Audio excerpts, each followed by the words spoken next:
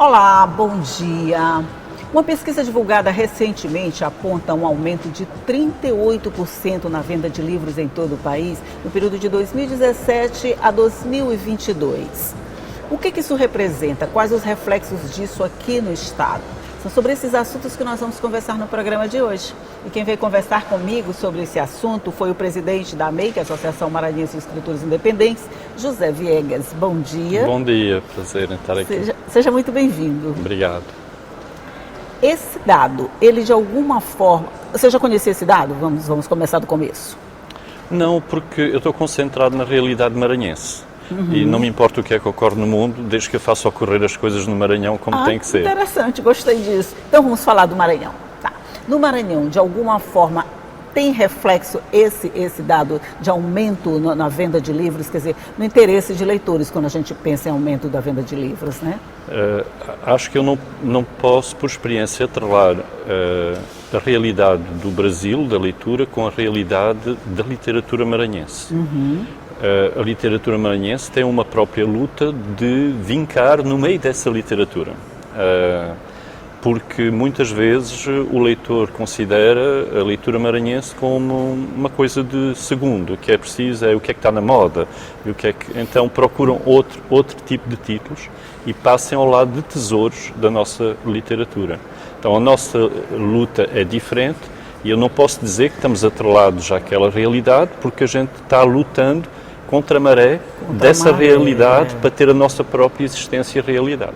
Essa é uma luta de sempre, né? Quer dizer, a gente está sempre nessa luta de mostrar a nossa literatura, de mostrar a nossa produção literária no meio dessa onda maior, que é a literatura nacional. A gente veio de uma desgraça completa da nossa literatura que eu encontrei em 2016, em 2015 também. Foi por isso que, como escritor, eu fiz lançamentos na Feira do Livro, aqui, e fiquei muito triste com o tratamento que era dado à nossa literatura. É mesmo?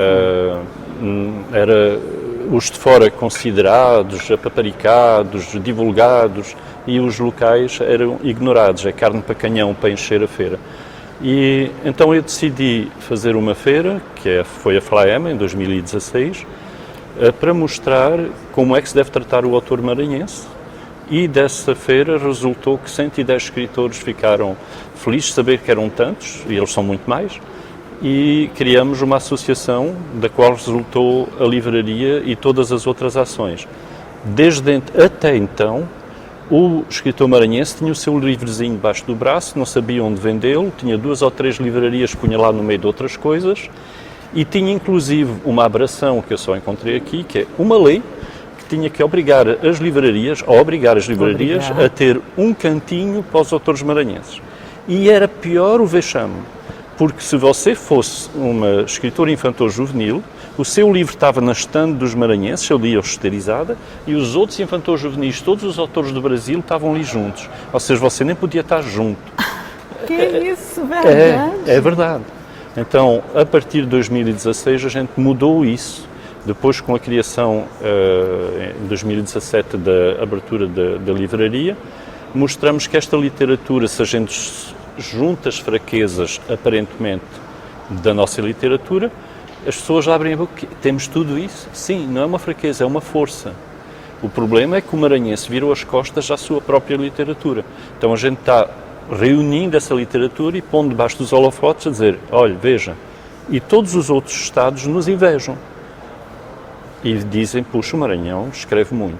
Sempre escreveu. Sempre escreveu. A gente não estava sendo visto. Exato. Porque a gente estava sendo escondido. Não é que a gente se escondesse, a gente estava sendo escondido. Escondido, né? Porque o pior inimigo do autor maranhense é o leitor maranhense. Olha só que contrassenso, né, José? Mas está mudando. O leitor maranhense está começando a descobrir, mas ainda não suficientemente.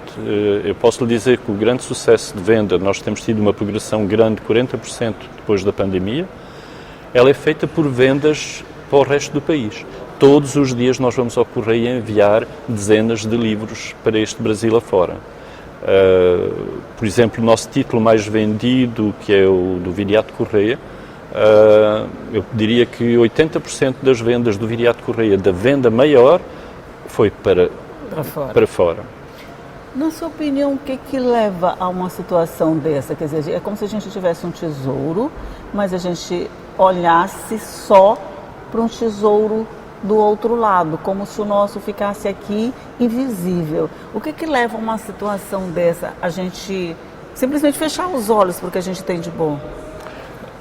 É o problema da regra de consumo, não é? Do massificado. Não tem como lutar, é difícil de lutar contra grandes investimentos de marketing, etc. É verdade. Então, você utilizou uma palavra que me lembrará sempre uma menina que entrou, uma jovem, no princípio da livraria, e eu achei que ela se tinha enganado, porque ela dizia aqui não tem Harry Potter, porque é que ela está assim tão entusiasmada.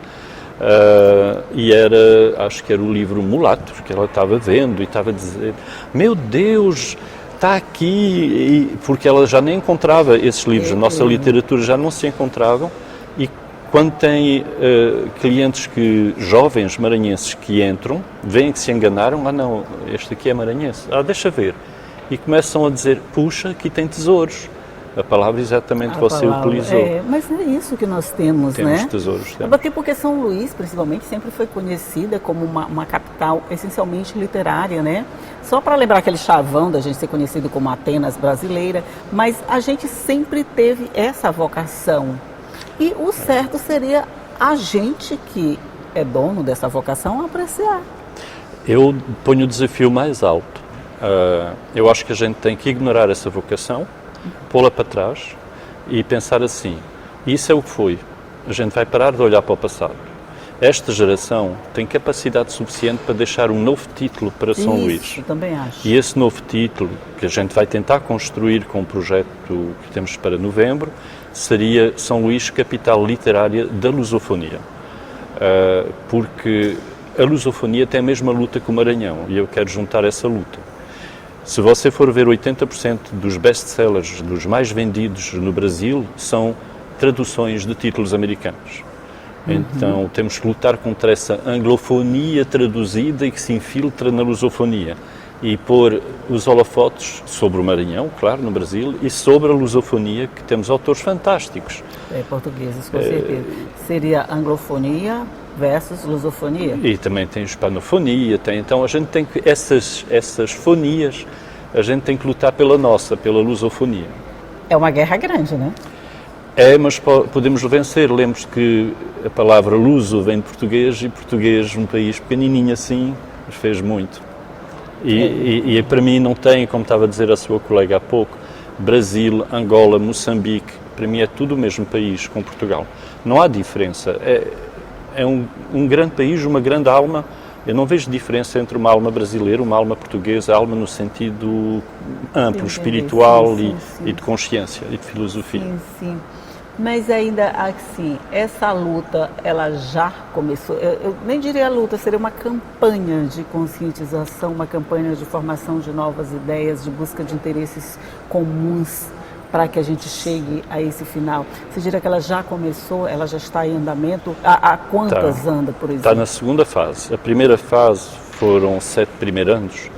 Foi a nossa luta o lema era o renovo da Atenas brasileira. E então a gente mostrou que a Atenas brasileiras nunca desapareceu, mas o maranhense virou as costas.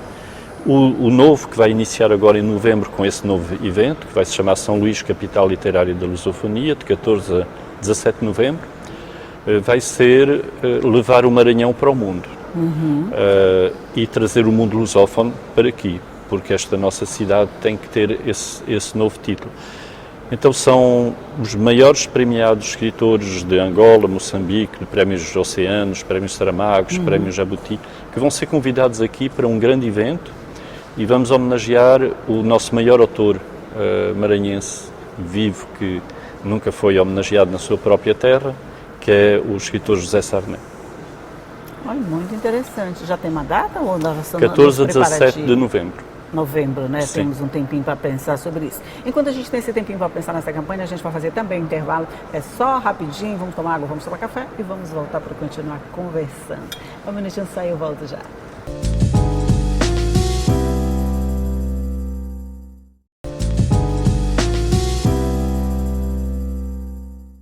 Já estamos de volta conversando aqui sobre o aumento da venda de livros e o que representa. E daí a gente já partiu para um outro assunto aqui, conversando com o presidente da AMEI, sobre esse movimento, essa onda de tornar a nossa literatura, os nossos escritores amados e apreciados como devem ser, como são pelo resto do Brasil e que o maranhense está esquecendo, né? Então a gente já tem essa segunda etapa desse primeiro movimento. Exato. Que Sarney será o grande homenageado. Sim. Por que a escolha do ex-presidente Sarney?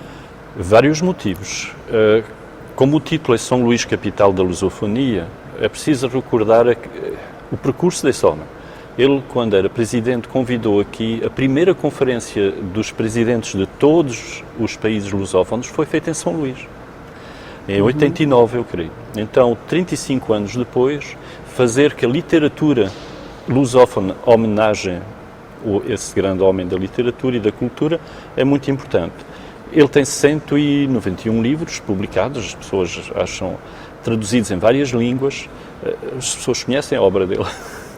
Pois até eu fiquei assim surpresa agora. E então é preciso proporcionar esse grande abraço de amor entre esse grande escritor e o povo maranhense. Na sua terra, né? Na sua terra, porque ele foi homenageado em todo o mundo, de forma fantástica.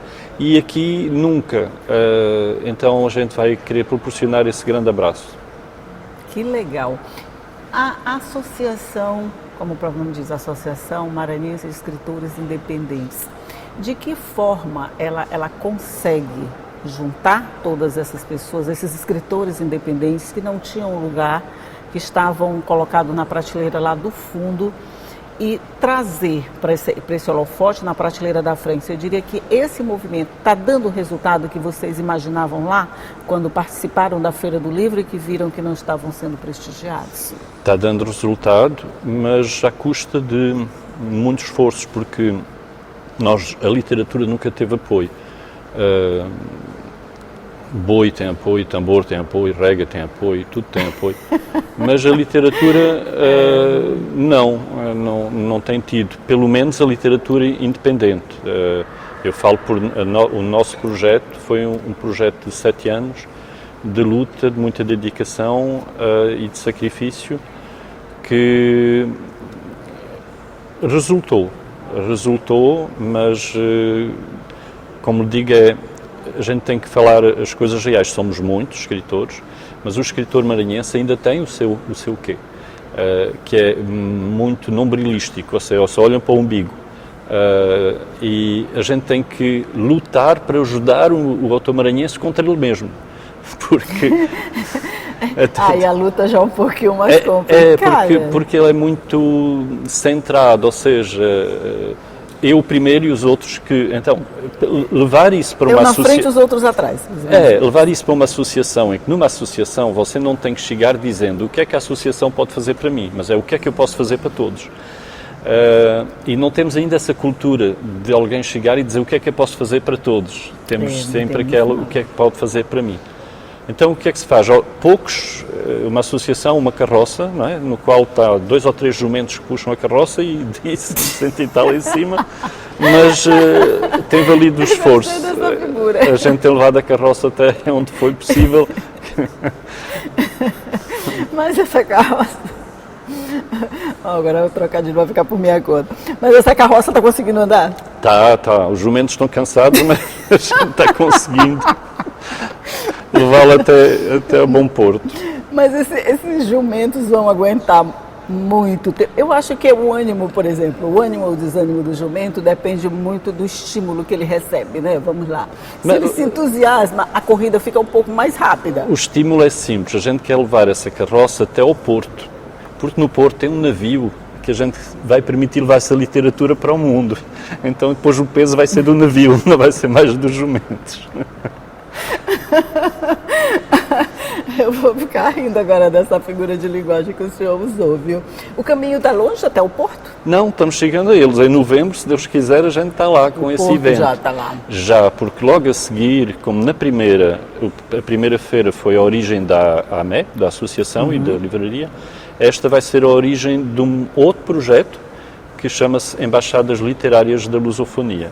em que cada um dos países, já temos um acordo com Angola, Moçambique, Cabo Verde, o Brasil, todos de que língua somos nós. portuguesa estariam dentro desse ciclo? Sim, em que se vai abrir embaixadas literárias. O que é como na AME, locais em que tem os livros todos locais, mais livros de cada um dos países, um espaço para eventos, um espaço para lançamentos, enfim, um espaço de cultura e de convívio, e começarmos a fazer lives entre esses países de literatura, porque a próxima janela, a grande janela que está-se abrindo, é uma janela de internet, e a gente tem que usar tanto a janela física em cada um dos países e levar isso para essa janela mundial.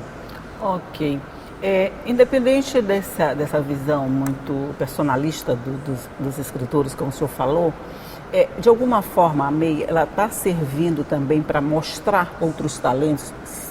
Pode ser os talentos escondidos que estavam lá, os que já existiam, mas estavam meio ofuscados. Ele está servindo, ela está servindo a esse propósito? Felizmente muito. Isso fez toda a diferença, porque o maranhense pensava que a literatura maranhense é a literatura dos professores da UFMA, de alguns livros assim intelectuais e de académicos, pronto, de imortais.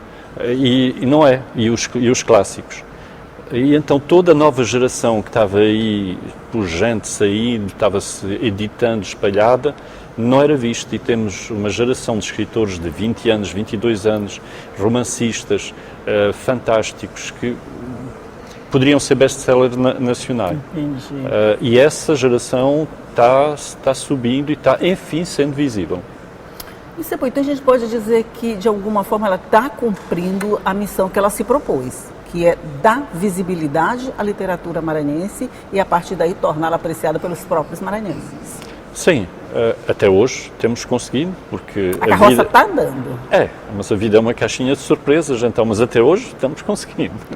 Eu acho que tem pouco tempo, né? A gente já tem pouco tempo ainda de luta, 7 anos, normalmente. 7 anos é muito. É muito. Hoje em dia, com a velocidade em que as coisas mudam, antigamente 7 anos era uma semana, hoje em dia 7 anos é muito. Eu diria que antigamente 7 anos era um século. Era. Hoje 7 mas anos... era tão bom esse tempo. É verdade, era muito bom. Mas eu acho que a gente chega lá, sabe?